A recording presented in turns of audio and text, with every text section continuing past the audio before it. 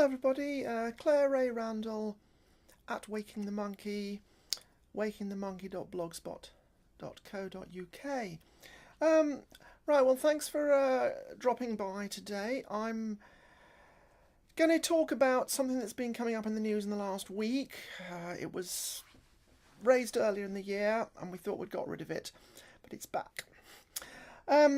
What it is the this ludicrous notion of a gender declaration act. You may have heard this, that Justine Greening, who is the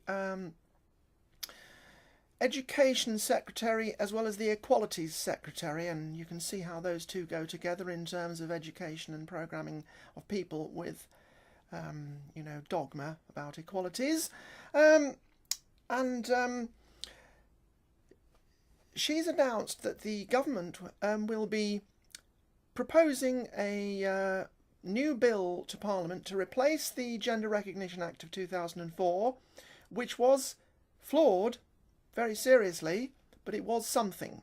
Now what's happened is that about a week or two ago, Jeremy Corbyn, leader of the Labour Party, far leftist guy, made some kind of comment that he thought there should be some kind of review or revision or supposed updating of the Gender Recognition Act to make it easier for people to gain recognition in their desired gender.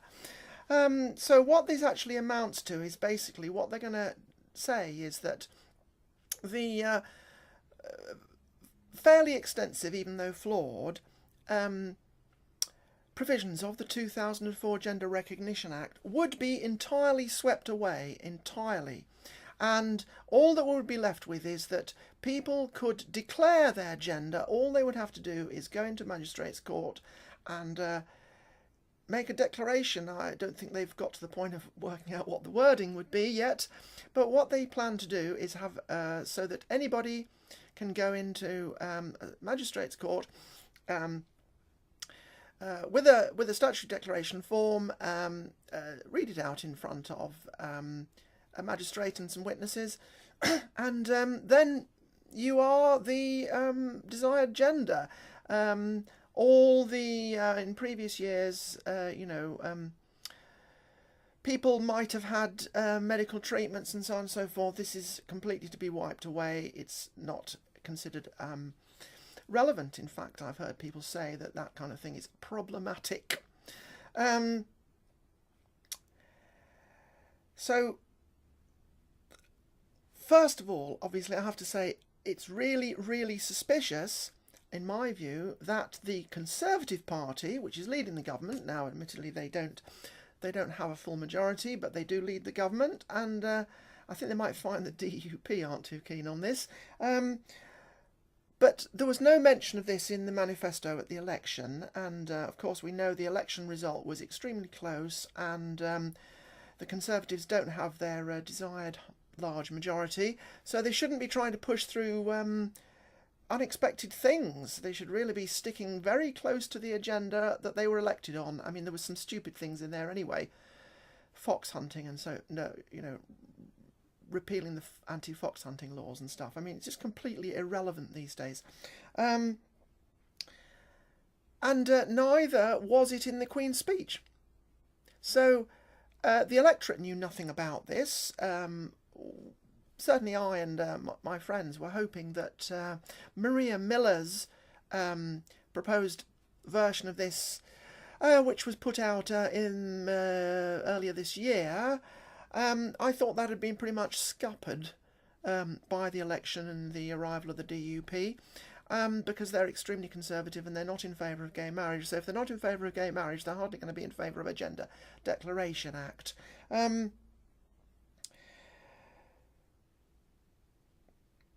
Yes, I should just explain about the flaws in the original Gender Recognition Act of 2004. Now, the way this had been going was that there had been campaigning for quite a number of years, principally by a group called Press for Change, but by other more independent people.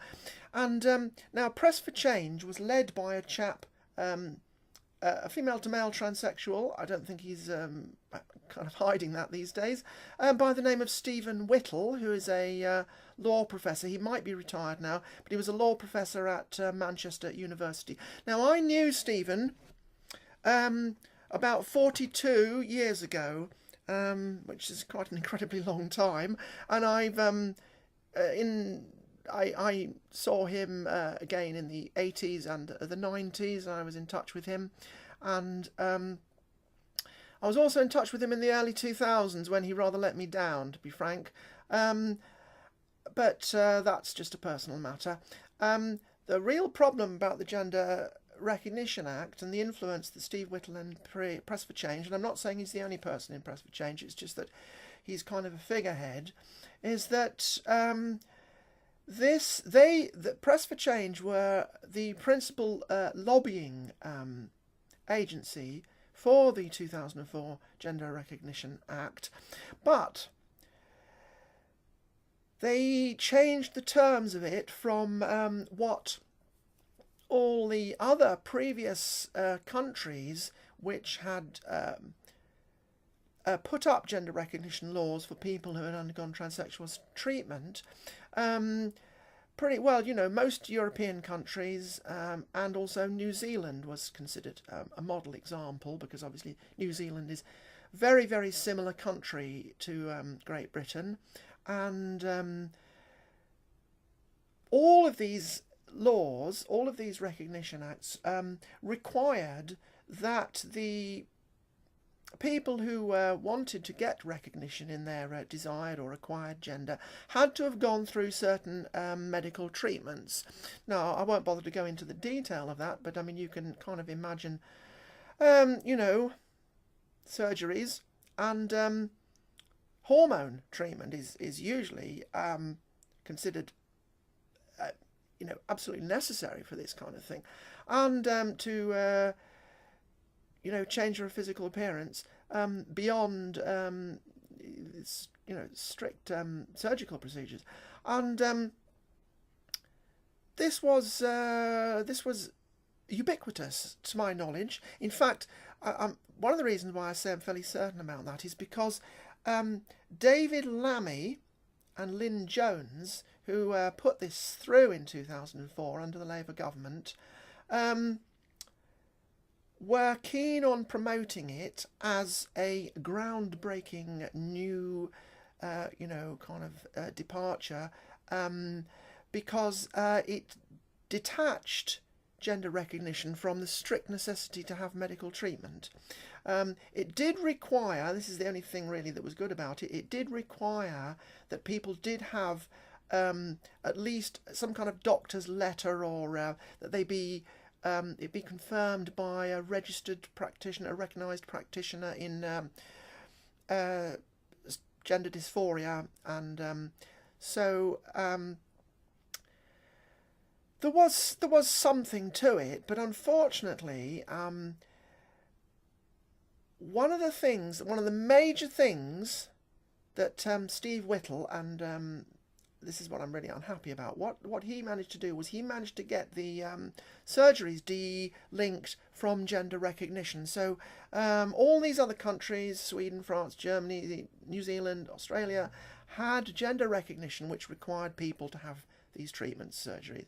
And obviously there is a difference between the treatments that male to female and female to male transsexuals have, because obviously their anatomies are different to start with, and their desired anatomies and so on and so forth, and hormonal status are opposite afterwards, right? So it's in my view that the requirements for recognition in one gender should be different from the requirements for recognition in the other gender, because if you only have it at some kind of meta level thing like they're proposing with the gender declaration, is just like, well, it's just completely meaningless. It's just a mental construct. These people talk about constructs all the time. This is a construct which bears no resemblance to social appearance or physical morphology and ability to pass successfully in your desired sex and gender. Now this, I hate to get personal about this, but So, but Stephen Whittle, who I knew, and unfortunately I fell out with some, 10, 12 years ago, because of this other personal matter, which kind of was vaguely related to this, is basically that he is responsible, and he must have worked closely with David Lammy, or at least with intermediaries, because they made such a big deal about how, well, it would be unfair if female-to-male transsexuals had to have the same qualifications as male-to-female transsexuals. Now, the medical reassignment procedures for male-to-female transsexuals have been well established for over 50 years now, 60, 70 years. It was even pioneered in the interwar period. And if you have doctors who know what they're doing, it's pretty successful. It can be pretty successful. It should be pretty successful. Whereas female-to-male transsexuals, obviously, the reconstructive procedures are inevitably going to be less successful.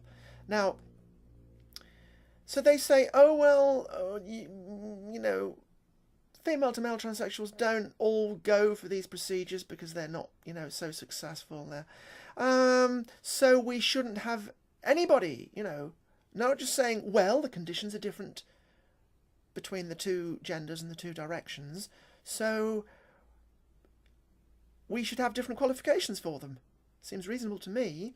But what Steve Whittle and David Lammy and Lynn Jones worked for was a law which completely delinked, it was vague at the time. I suppose I should say they allowed for the potential for gender recognition to be delinked from physical morphology, hormonal status, and so forth, medical treatment, because they said, oh, well, we don't want to be oppressive to people, we don't want to force them to go through gender treatments, and it'd be unfair if one, for female to males, they wouldn't be able to get recognition, and what I regard as being completely nonsense, because to become a man, or, to be notionally recognised as a man, obviously is an entirely and opposite different thing to be acquire the physical characteristics and social status and behaviour of a woman. So obviously they're completely different. Here we have it. Equalities. This is what the whole thing is about. It's all about equality, which I think is a kind of meaningless concept, but I'll have to talk about that separately another time. But because they wanted the two gender reassignment processes to be equal, which obviously they're not, then they delinked the requirement for male to female transsexuals to have medical interventions. Now, at the time, I think I've mentioned this before, but at the time, David Lammy replied to a question by the Reverend Ian Paisley, who I must admit I thought was a bit of a joke at the time, but I kind of look back more fondly on him. And what I actually very much, even at the time, even though I wasn't a big fan of him, I did definitely respect the question that he put to David Lammy, which was to say, well, if you're not going to require medical treatments, reassignment treatments, medical treatments to people before they get their recognition certificate and go, have the legal right to use female facilities and so forth, then what is to stop somebody who hasn't had these treatments going into a female toilet or whatever and flaunting themselves in whatever way? This is, we've seen this in America. When Obama created this, I don't know whether it was a declaration or executive order or something, or maybe instructed. I think it was through the Supreme Court. But anyway, there was all this furore last year about, what's called transgender toilets. In other words, people who have the total appearance of men going into women's toilets facilities, basically. And this is what I call the Jeremy Clarkson postulate. Viewers from outside of the United Kingdom may not know Jeremy Clarkson. Jeremy Clarkson is a rather infamous, he's rather funny, he's kind of got a reputation as a male chauvinist pig, he's very macho, and he's did car review programmes and stuff, and he's also outspoken and kind of socially conservative, and I don't like everything about him, but he's kind of an honest person, I think, which is something that we can respect. And so what I say is my Jeremy Clarkson postulate is that under the present, even under the present Gender Recognition Act, because it seems to have been much eroded. I should just say that at the time in 2004, most of the applications, as I understand it, were from people who had undergone complete medical gender reassignment and had done so some years before, and it was all established and settled down. But this was something which was discussed amongst on trans forums back in 2004, and there was a constituency of which I identify myself, which said that, well, if there is no absolute requirement for these medical treatments before recognition, then you will have people who have not had them. It's obvious. And obviously there's all these, transgender people. I don't like the term transgender. I don't apply it to myself, at least. Who say that this is all, gender is a construct. It doesn't matter whether you've got what your anatomy is, whether you're morphologically one or the other, because you should be respected in the gender, whatever you like. Which, kind of gets kind of problematic.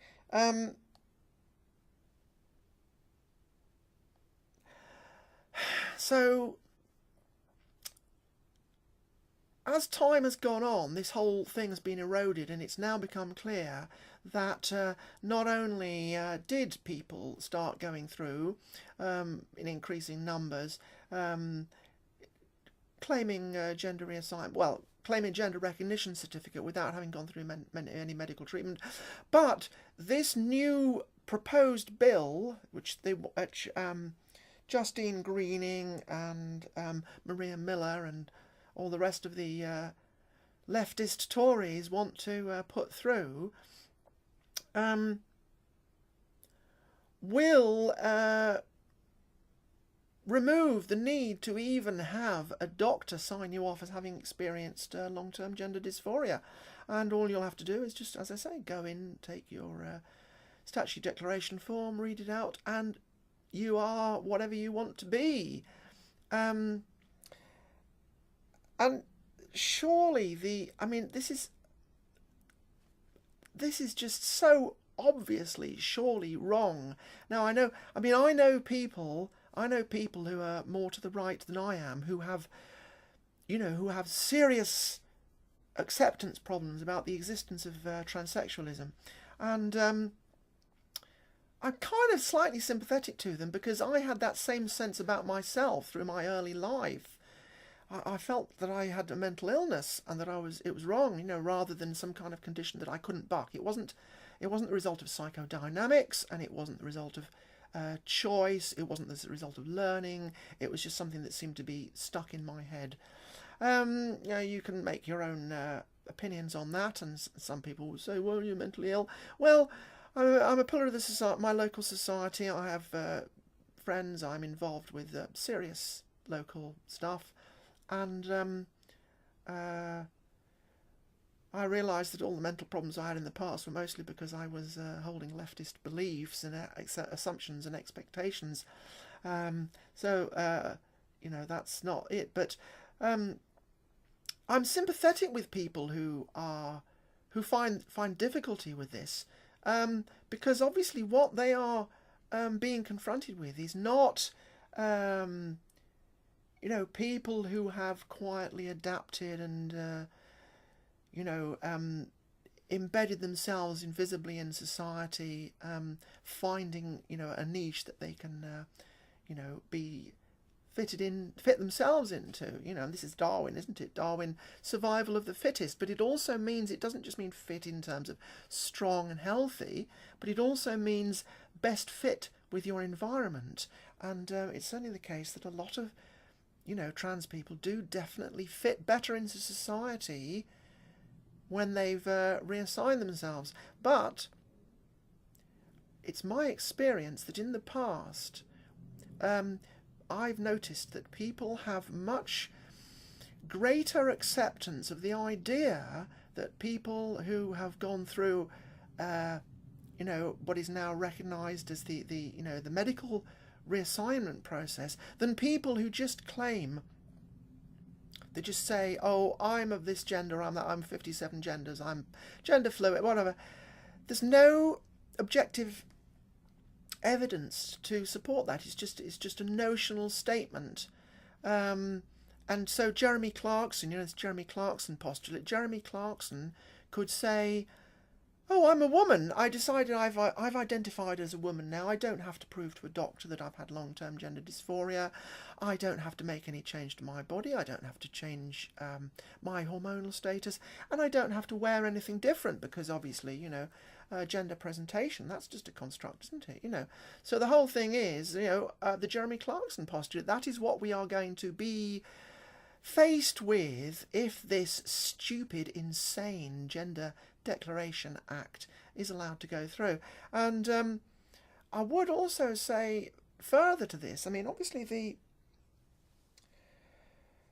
the promotion of this is something which will increase contagion. You will hear, I'm sure there are, we're hearing a lot more about childhood transgenderism. Now, the feelings and self-image of transsexual people is, I believe, strongly present in children. However, until we can distinguish the difference between those who do have genuine problems that will never abate because they've got internal neurological, contradictions,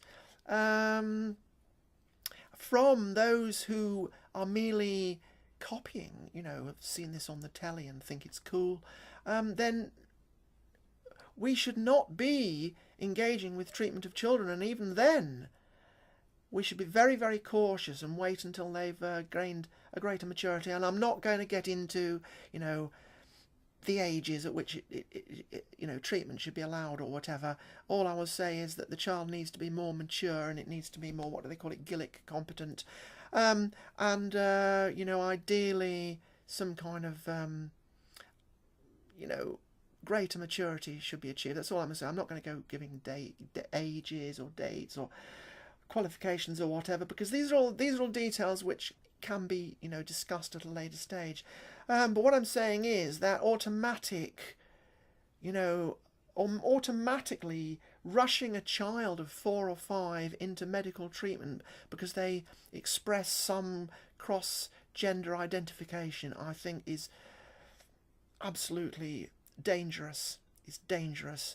That certainly we know that even amongst adult transsexuals there is a regret rate. I don't know what the percentage is. Obviously the figures are hard to find, but they do happen, and certainly transsexuals who've gone through reassignment do sometimes, obviously I don't think they're real transsexuals, because if they go through reassignment and they say, oh, what have I done? Well, they've done something that's irreversible, or but of course now, well, you can make your statutory declaration. It doesn't really mean anything. It doesn't mean anything. It just says, oh, so you're going to have people who, obviously I think it's likely that Jeremy Clarkson would do that, but I think there are people who are suitably either politically motivated or deranged or some kind of mixed up, thing, who are going to go and do this. As my associates back in 2004, we said this will happen. We said there will be a move towards delinking gender and gender reassignment from any morphological, physical status associated with it. And here we are. It's happened in America. And also, I hear people saying in trans forums, I hear people saying, well, what business is it of yours what somebody has in their pants? Well, the thing is, I think that most women would kind of, probably see the man coming before they thought about what was in his pants, although that's kind of obvious. But there are more subtle things than this, and this is something that I think affects us in many different ways. But I want to raise the subject of pheromones. Now, pheromones are chemical scent signals which pretty much all living organisms give off to some degree or another. Certainly mammals, us humans, we give them off. And sex pheromones are one of the main types of pheromones. So basically, if you have male hormone, dominance in your body, you will give off male hormones, and we all know that men and women have different scents. So if somebody who is not been taking female hormones might even be where, they might pass, possibly, but if they haven't been taking female hormones, then it will be apparent from their bodily odour and their scent, and also in their water that they pass. That's a really important thing, because that is, I think, to me, although I've never heard this said by a feminist, and I think it should be, maybe they want to get away from the biological essentialism, but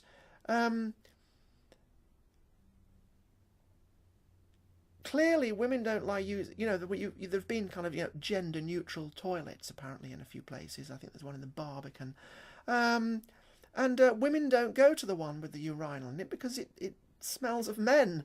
And if people who have merely declared themselves as female start using female toilets without,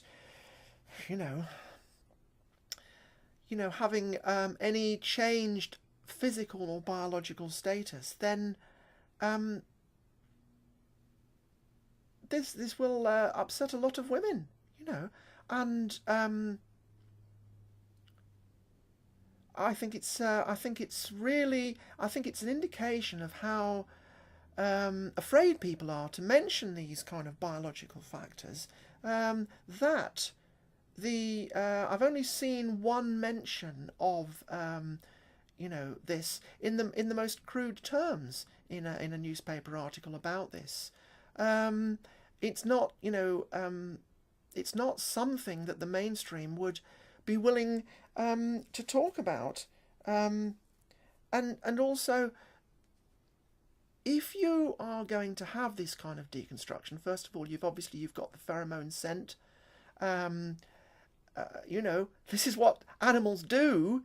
Animals, particularly male animals, dogs, how they like to mark their scent. Foxes do it. I have foxes around here, and you can just tell it a mile off where a fox has marked its scent. And that's exactly what is happening when somebody who's in a male hormone status goes into a woman's toilet and leaves it. I hate to be, this kind of sounds crude, I suppose, but that's really what is happening, right? That is what is happening. Male scent marking in female territory. And so if you get down to this state, well, obviously, extending this whole thought a bit further, you have,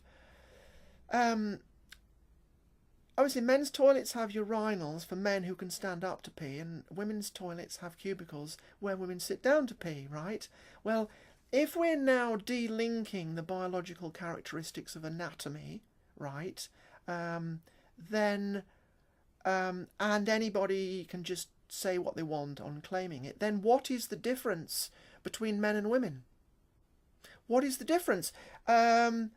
Because so men are now going to be going in, right, signing a form basically, and that which allows them to use women's toilets.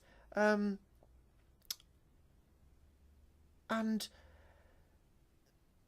so it kind of creates a self-contradiction here, because basically saying, well, anyway, the toilets were originally designed for a what did I say? An assumed anatomy. You have the assumed anatomy, and in the past, reassigned transsexuals who had their acquired anatomy, you might say, would go there. They'd have their acquired hormone status. This is me, and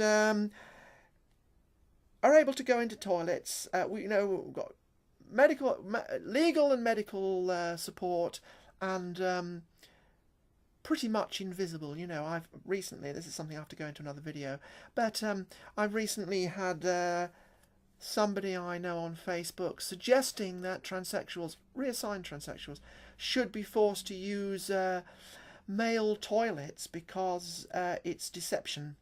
We're apparently in disguise. Now, for me to use a male toilet would, I think, probably put me at some kind of risk. Certainly when I was transitioning 30 odd years ago, I remember there were 1 or 2 occasions when I, wasn't sure which toilets to use, and I got funny looks when I used a men's toilet. And in fact, I was in so that's obviously unreasonable. In fact, this same gentleman, who I kind of respect with some of his other political views, but this, I didn't give him a real hard time, partly because I don't believe in giving people a real hard time over this. I think it's much better to engage a proper rational debate with this. And I don't think he understands this. I don't think he's familiar with any of the medical or neurodevelopmental issues behind it. So, but he also said he thought that transsexuals should have a tattoo to prevent them from inflicting themselves or, raping somebody, and I think this is kind of going beyond the pale. I mean, but I kind of understand these people are making these bizarre and authoritarian claims against people such as me, who, normally seem to manage, generally passing without a great deal of notice, that we should have our recognition rescinded. We should have identification tags, which is clearly ludicrous. But you see, what these people, they are freaking out. They're responding to this insane leftist progressivism, which is basically deconstructing gender completely. Because basically, if you're going to have this new Gender Declaration Act to completely rescind the already highly flawed, but at least something, Gender Recognition Act, then the whole concept is going to go away. And I know that we want people to be treated equally, but obviously the sexes are different, and you can't have, if something's different, then it can't be equal. It can't be equivalent.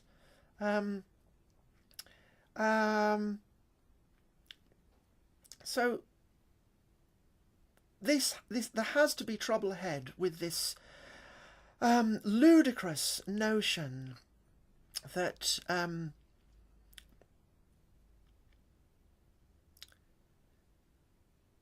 that gender should be completely delinked from physiology, morphology, gender, hormonal, and anatomical status, because of the ludicrous nature of the lavatory arrangements. Obviously, it becomes completely meaningless if anybody can go into any toilet. Then all toilets will be, transgender or unisex or whatever you want to call it.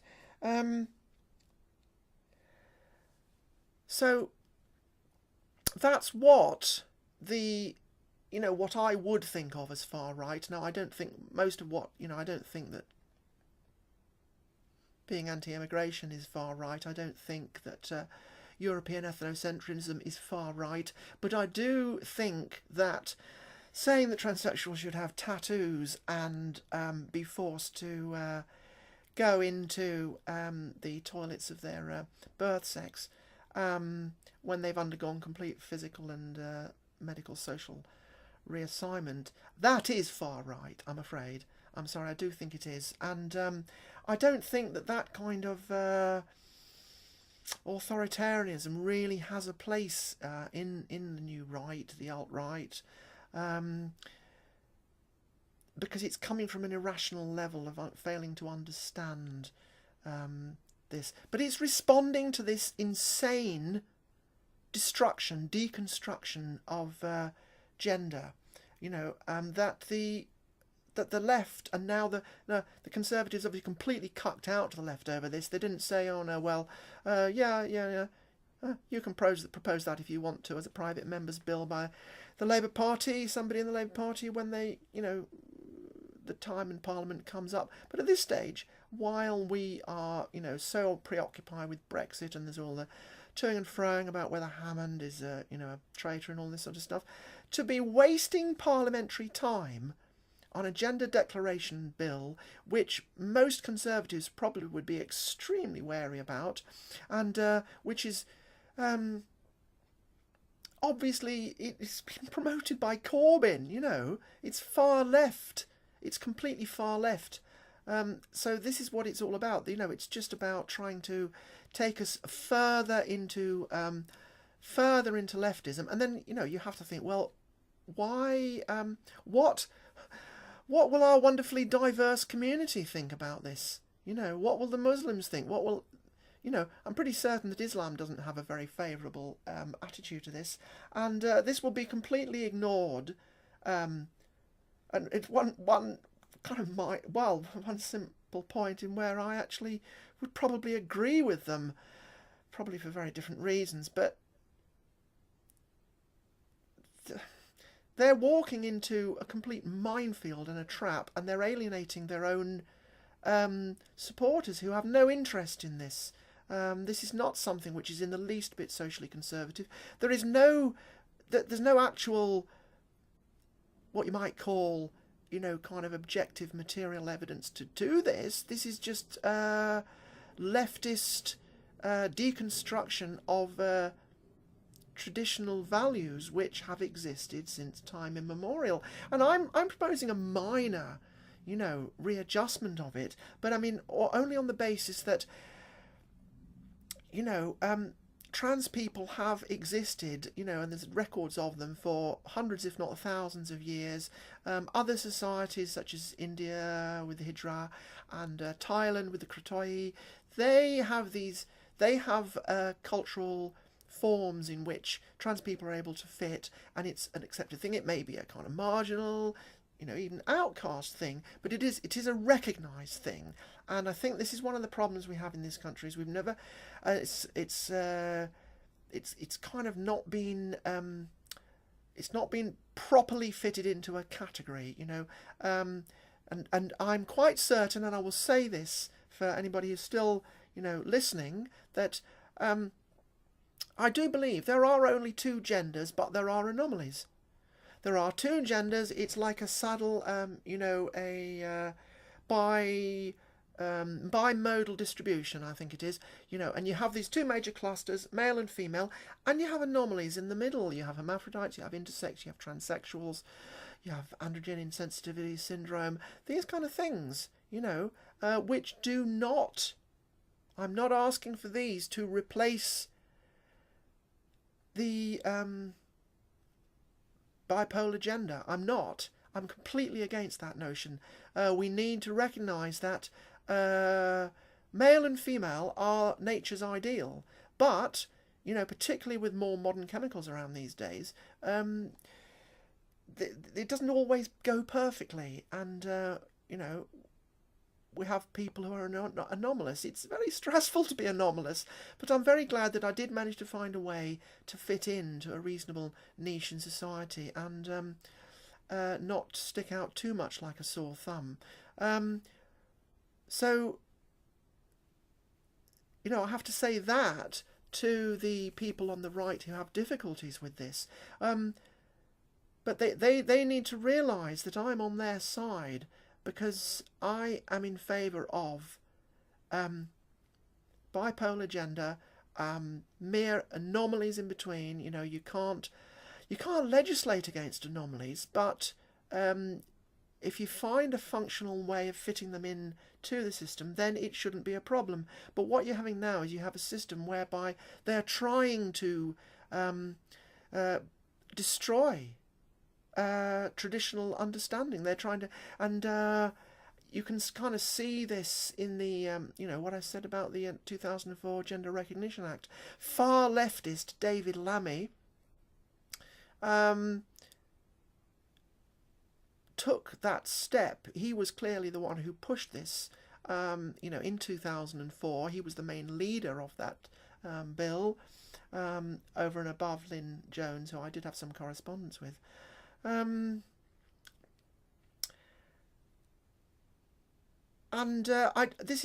can't see how this can possibly be acceptable to the greater bulk of people in society. As I say, I think people generally have come to accept that, trans people do exist, they can reassign and fit into society, but if somebody can't do that, it doesn't mean that, people like me, we're privileged, it just means that maybe somebody is so anomalous that, they really don't have any way of fitting in. And they have my sympathy, and I wish them the best of luck of finding some way of fitting in. But you can't expect the whole world to change because you have some kind of anomalous experience. I have never sought to change the greater overall structure of gender nature in our society, gender appearance, and so on and so forth, because that's the way nature has made it. And it was a mess up for me, to go through this experience when I was younger and really just wonder if I would ever, get away from it. But then, finally coming to some kind of resolution amongst myself, within myself, I think it worked because I had an aspiration to see how well I could fit into society, and not be, somebody who's stuck out and was constantly moaning and complaining and trying to get society to change for my, individual, needs or whatever. And I was just to say one last thing is that I was pleased to see when people talk about the Trump transgender military exclusion order, that the figures seem to have kind of been stabilised now, because I saw the figure of approximately 4,000 expected to be in a population of 2 million. Now I suspect it might be lower than that because self-selection, trans people might not choose to go into the military. But 4,000 out of 2 million is exactly the same as the 0.2%, which Lynn Conway suggested in her 2001 paper on the prevalence of strong gender dysphoria. So 4,000 people out of 2 million is exactly 0.2%. So that seems to have kind of been recognised as the figure of people with strong gender dysphoria who might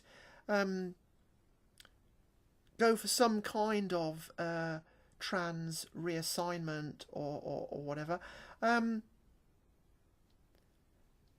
And the other 99.8%, I utterly despise the term cisgendered, because basically it means, people who are normal, and I don't mind using that term normal. Unfortunately, I deeply regret the fact that I'm unable to have children, but, I might have kind of killed myself, if I'd remained as I was, so that would have probably been an impossibility. But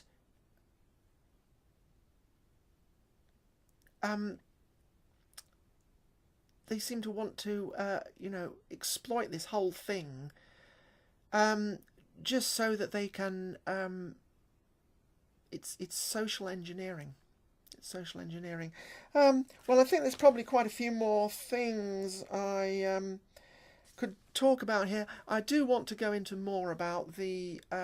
This is my one kind of tricky issue with the alt-right, and I think it's simply because most of them don't really understand it, and I think they see this transgender lobby, they see this gender deconstruction, and they see this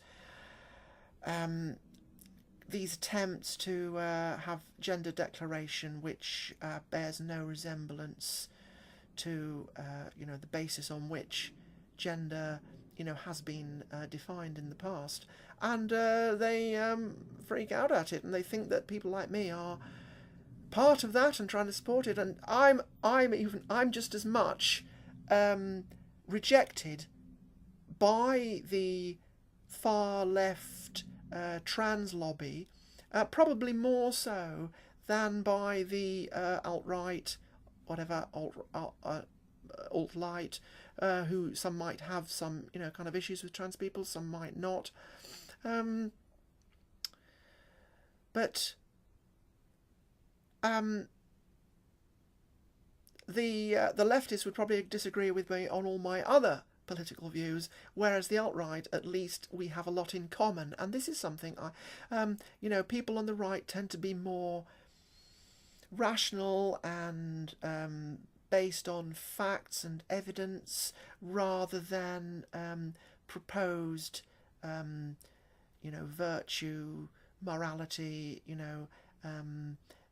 how the left say, oh, well, you should do something because it's moral, and if it's not practical or it's destructive, oh, but you have to do it because it's the moral choice. So you have to take, Merkel claims to have done a moral choice by inviting in millions of foreigners, and they're now raping all the people. But or it's like Tony Blair saying, well, Iraq war may have been a mess, but it was the morally right thing to do, even though, if we hadn't done it, if it hadn't been taken place, then the Middle East would probably be an infinitely safer place, and a million or so people would not be dead.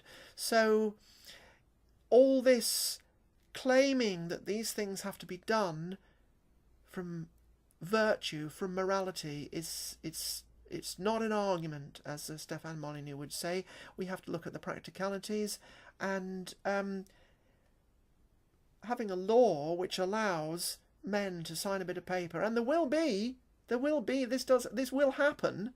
There will be activists, there will be leftist activists who take it upon themselves to declare this just so that they can mess with people's heads. I mean, I know Lauren Southern, who I'm a fan of, you probably know, made a joke to a police officer, I think, about being a man, and she was literally taking the mick out of this, because she's I'm pretty certain she's not.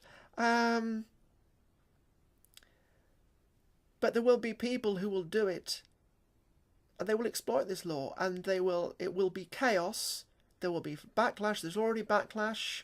I'm trying to mediate the backlash from the right because, I'm with them, and so long as they don't decide to, throw me off a building or something, then I shall remain with them, and I shall try to argue with people on the right, to recognise reality, that trans people exist, and that it's better to find a way for us to fit in to existing structures than it is to cast us out from those, because that will only play into the far left who will use this, and I'm not going to support the left on this, the social justice warriors, because it would make my own struggle, my own pathway, my own legal recognition meaningless. So I hope that you will get in touch with your local MP, or write Justine Greening, write to Theresa May, say that this gender declaration bill being proposed on the auspices of the furthest left Labour leader since the party was created, it's a complete sellout to the left, and it's and I'll just say that I do hope that the DUP will stick to their guns and not be bought off with this, because I'm kind of amused that the DUP are supporting the government to help them get through Brexit, and I know that they have strong conservative views, and I hope that they will stand by those views when it comes to voting against the this crazy Gender Declaration Act, which is just something that will just create so much trouble down the line, so much social chaos, and it's an open door for social justice warriors to abuse the system. That's really it, isn't it? Okay, thanks for watching, and sorry this was so long, but there's a lot to talk about, and there's plenty more which I haven't even gone into. Please like and share. Please circulate this. Write to people, your members of Parliament, and resist this, because gender declaration is a complete nonsense. Okay, so thanks for watching. Thanks. Bye. Even though flawed, provisions of the 2004 Gender Recognition Act would be entirely swept away, entirely. And all that would be left with is that people could declare their gender. All they would have to do is go into magistrates' court and make a declaration. I don't think they've got to the point of working out what the wording would be yet, but what they plan to do is have so that anybody can go into a magistrates' court with a statutory declaration form, read it out in front of a magistrate and some witnesses, and then you are the desired gender. All the in previous years, people might have had medical treatments and so on and so forth. This is completely to be wiped away. It's not considered relevant. In fact, I've heard people say that that kind of thing is problematic. So, first of all, obviously, I have to say it's really, really suspicious, in my view, that the Conservative Party, which is leading the government now, admittedly they don't have a full majority, but they do lead the government, and I think they might find the DUP aren't too keen on this. But there was no mention of this in the manifesto at the election, and of course we know the election result was extremely close, and the Conservatives don't have their desired large majority, so they shouldn't be trying to push through unexpected things. They should really be sticking very close to the agenda that they were elected on. I mean, there was some stupid things in there anyway. Fox hunted him in the early 2000s when he rather let me down, to be frank. But that's just a personal matter. The real problem about the Gender Recognition Act and the influence that Steve Whittle and Press for Change, and I'm not saying he's the only person in Press for Change, it's just that he's kind of a figurehead, is that the Press for Change were the principal lobbying agency for the 2004 Gender Recognition Act, but they changed the terms of it from what all the other previous countries which had put up gender recognition laws for people who had undergone transsexual treatment. Pretty well, most European countries and also New Zealand was considered a model example, because obviously New Zealand is very, very similar country to Great Britain. And all of these laws, all of these recognition acts required that the people who wanted to get recognition in their desired or acquired gender had to have gone through certain medical treatments. Now, I won't bother to go into the detail of that, but I mean, you can kind of imagine, you know, surgeries and hormone treatment is usually considered, you know, absolutely necessary for this kind of thing, and to you know, change her physical appearance beyond you know, strict surgical procedures, and this was ubiquitous to my knowledge. In fact, one of the reasons why I say I'm fairly certain about that is because David Lammy and Lynn Jones, who put this through in 2004 under the Labour government,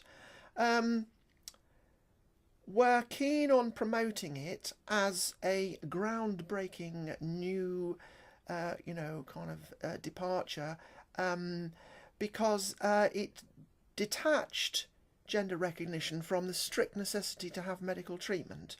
It did require, this is the only thing really that was good about it, it did require that people did have at least some kind of doctor's letter, or that they be it be confirmed by a registered practitioner, a recognised practitioner in gender dysphoria, and so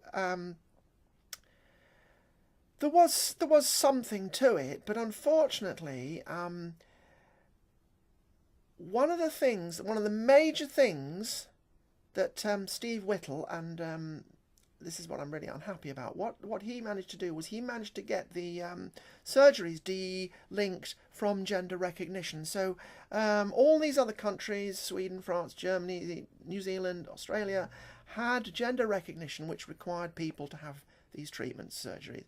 And obviously there is a difference between the treatments that male to female and female to male transsexuals have, because obviously their anatomies are different to start with, and their desired anatomies and so forth, and hormonal status are opposite afterwards, right? So hello everybody, Claire Ray Randall at Waking the Monkey, wakingthemonkey.blogspot.co.uk. Right, well, thanks for dropping by today. I'm going to talk about something that's been coming up in the news in the last week. It was raised earlier in the year, and we thought we'd got rid of it, but it's back. Yeah, what it is the this ludicrous notion of a Gender Declaration Act. You may have heard this, that Justine Greening, who is the Education Secretary as well as the Equalities Secretary, and you can see how those two go together in terms of education and programming of people with, you know, dogma about equalities. She's announced that the government will be proposing a new bill to Parliament to replace the Gender Recognition Act of 2004, which was flawed very seriously, but it was something.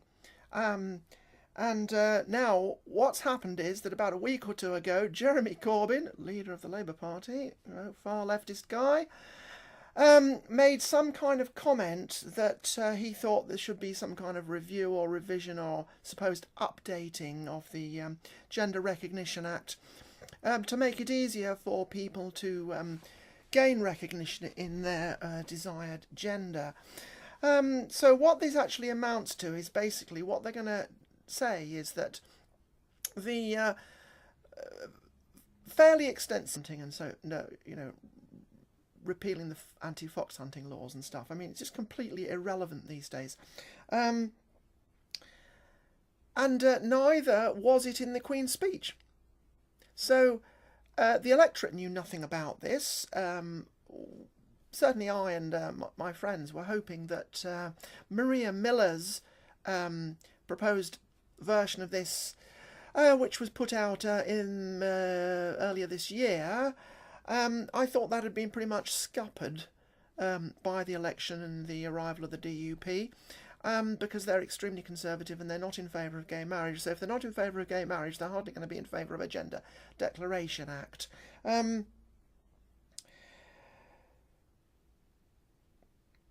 Yes, I should just explain about the flaws in the original Gender Recognition Act of 2004. Now, the way this had been going was that there had been campaigning for quite a number of years, principally by a group called Press for Change, but by other more independent people. And now Press for Change was led by a chap, a female-to-male transsexual. I don't think he's kind of hiding that these days, by the name of Stephen Whittle, who is a law professor. He might be retired now, but he was a law professor at Manchester University. Now, I knew Stephen about 42 years ago, which is quite an incredibly long time, and I saw him again in the 80s and the 90s. I was in touch with him, and I was also in touch with